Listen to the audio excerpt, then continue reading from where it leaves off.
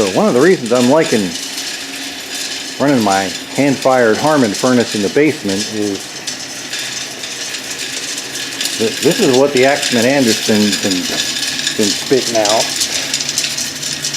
into the ash pan. You could probably burn that again. This is what the Harman's giving you. Now it's the same coal. I took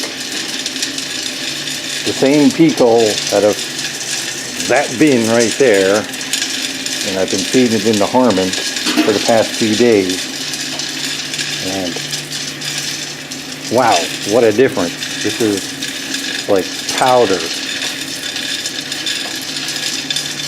Pretty amazing that it's that different.